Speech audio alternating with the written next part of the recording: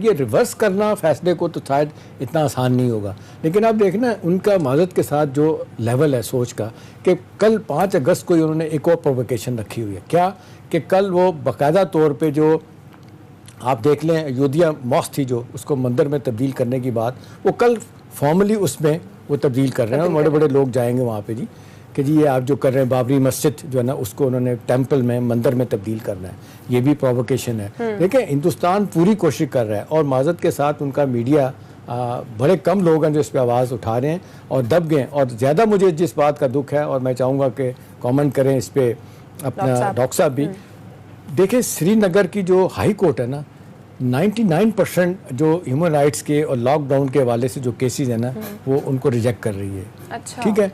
और एक जो आगे थोड़ी बहुत मुझे और लोगों को उम्मीद थी, कहा जाता है कि हिंदुस्तान की सुप्रीम कोर्ट आज़ाद है, इलेक्शन कमीशन आज़ाद है, लेकिन माजरत के साथ 1 साल हो गया, हर चीज़ मुलतवी किए चले जा रहे हैं। इस पे बड़े लोग पटिशन लेके गए हैं 370 और 35A को रिवोक करने के हवाले से, वो मुलतवी पे मुलतवी कर रहे हैं और बाज़ार लगता है कि पूरा मौका मोदी को दे रहे हैं कि वो जो भी करना चाहते हैं इस हवाले से अपना काम मुकम्मल कर ले।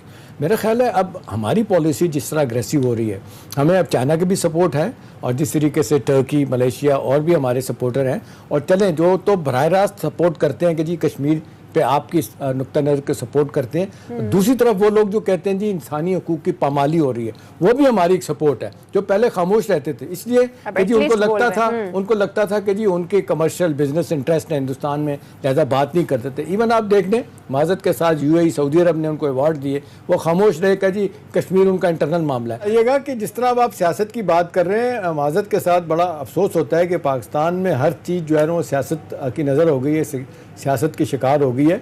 अभी 2 दिन पहले के बयानात देख रहे हैं जिस तरीके से बिलावल भुट्टो जरदारी और फजल रहमान साहब कहते हैं कि जी कश्मीर का कास ख़त्म कर दिया गया, कश्मीर को बेच दिया गया। अभी आप देख लें इस तरह के गुफ्तगू करने का क्या मकसद हो सकता है। आप ठीक है, आपकी बहुत अच्छी मेरा ख्याल तजवीज़ है कि ये काबीना नहीं पार्लियामेंट से फैसला आना चाहिए।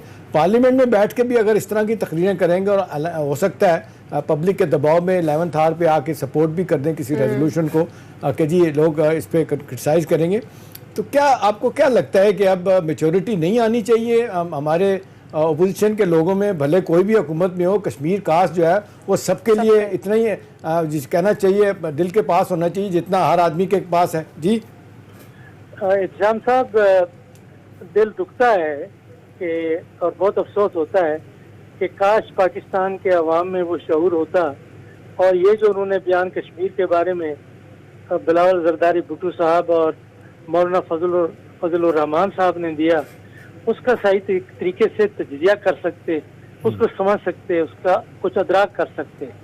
मैं अगर किसी को नहीं है तो मैं कर देता हूँ।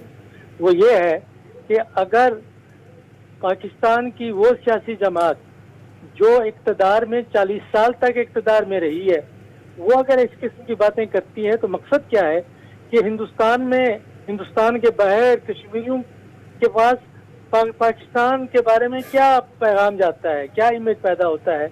वो ये कि ये हुकूमत भी कुछ नहीं कर रही, कुछ नहीं हो सकता, बुज़दिली, हौसला शिकनी और खुद शिकनी, ये सारी चीज़ें उसमें से जाहिर होती हैं कि अगर किसी काज को, किसी तहरीक को और मुल्क में जो एक यकजहती पाई जाती है कश्मीर के मसले पर, अगर उसको ख़त्म करना है तो आप इस किस्म के बेहुदा बयान देते हैं कि बयान आप देते रहें और उसका एक जो नफसियाती असर है दुनिया में और अवाम में भी ये जाता है कि ये देखें जी हमारे जो लोग हैं वो तो मुतहद नहीं है और ये देखें हुकूमत कुछ नहीं कर रही।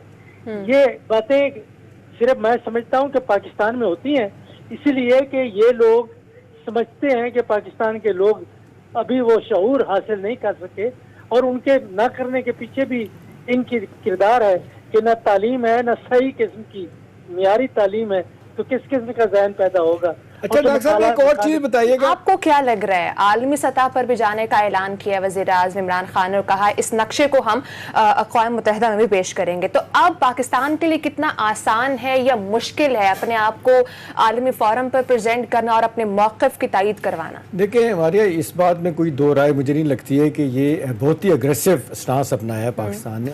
डेफिनेटली हिंदुस्तान का मीडिया चिल्लाएगा और आप देखिएगा कि वहाँ पे जो एक्सट्रीमिस्ट माइंड के लोग हैं, ख़ास तौर पे बीजेपी में हिंदुआता के जो सारे पैरोकार हैं, हिटलर की पॉलिसी को लेके जाते हैं, वो एक से एक बढ़ के बयान देगा पाकिस्तान के खिलाफ। तो वो बयान कहेंगे क्या, जी, वो तो मारदार पर आ जाते हैं। वो जी पाकिस्तान को सबक सिखाएंगे, ये वो तो आए दिन इस तरह के बयान देते हैं। अमित शाह भी, वज़ीर दाखिला जो है, और ये भी, और नेशनल सिक्योरिटी के एडवाइज़र अजीत डोवल भी इस तरह की बातें कर रहे होते हैं। देखिए, ईस्ट पाकिस्तान की बातें करते हैं जिस वक्त उन्होंने अलहदा किया हुआ ईस्ट पाकिस्तान, तो वो 1000 मील का आप देख लें इसमें फासला था। फिर वो सूरत हाल कुछ और थी। अवाम में ही अगर कुछ सूरत हाल ऐसी पैदा हो जाए तो लोग फिर ज़ाहिर कुछ नहीं कर सकते।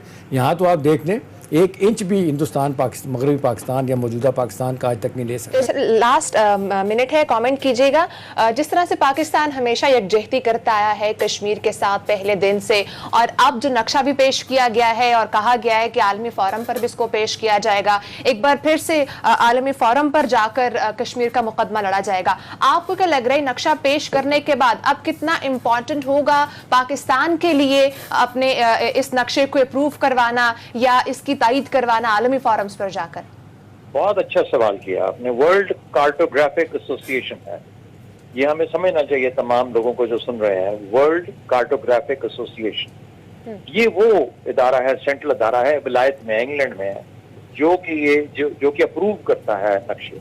तो हम बना लें, इंडिया बना ले, कोई और तीसरा मुल्क बना ले, जिस तरह के मर्जी नक्शे बना ले, फर्क कोई नहीं पड़ता जब तक कि वर्ल्ड कार्टोग्राफिक एसोसिएशन की तरफ से उनको अप्रूव ना किया जाए। और वो अप्रूव होते हैं यूनाइटेड नेशंस की जो गाइडलाइंस है उसके तहत। अगर डिस्प्यूटेड टेरिटरी है तो वो डिस्प्यूटेड टेरिटरी ही दिखाई जाएगी। तो बाहर सूरज से मैंने कहा कि ये सिंबॉलिकली तो हम बिल्कुल अपने लोगों को फोकस करने के लिए ये स्टेप्स ले सकते हैं, लेकिन ना भारत अप्रूव करा सकता है और ना ही कोई और करा सकता है। वजह ये है कि डिस्प्यूटेड टेरिटरी है। और आपने जब देखा होगा कि उन्होंने गिलगित बल्तिस्तान का ऊपर एक मुज़क्का खेज किस्म का एक हक जताया अपना, तो और उसके बाद कोई हल्की फुल्की वो लद्दाख के एरिया में और उस रास्ते से आने की कोई थोड़ी एक्टिवेट करने की कोशिश की। तो आपने देखा कि किस तरीके से पाकिस्तान और चीन एकदम से अपने मफादात के लिए सामने आगे खड़े हो गए। और दोस्तों, स्वागत है आप सभी का मेरे साथ।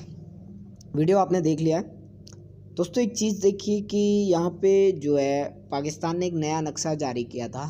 तो नक्शा जारी करने से दोस्तों कुछ नहीं होता है, कोई भी देश कुछ भी नक्शा जारी कर सकता है एक्चुअली, और उससे कुछ फ़र्क नहीं पड़ता है। आपको टेंशन लेने की ज़रूरत नहीं है, हमें टेंशन लेने की ज़रूरत नहीं है। ये मतलब अपनी पब्लिक को बेवकूफ़ बनाने का एक तरीका है जो इमरान खान यूज कर रहा है अपनी कंट्री के अंदर। दूसरा, जब ये कहता है कि भाई इंडियन मीडिया जो है, भारत वाले तो सीधा मतलब कह रहे हैं कि कमेंट करेंगे, कि फिर एंकर कहती है कि कमेंट नहीं करते, वो तो सीधे मार धार पर उतर आते हैं, सीधा हमें पीटने की बात करते हैं। तो देखिए, इनकी कंडीशन थोड़ी ज़्यादा ख़राब हो चुकी है, भविष्य पता नहीं इनको कहाँ लेके जाएगा। तो खैर, जो होगा इनके साथ होगा। मिलते हैं अगले वीडियो में। नमस्कार।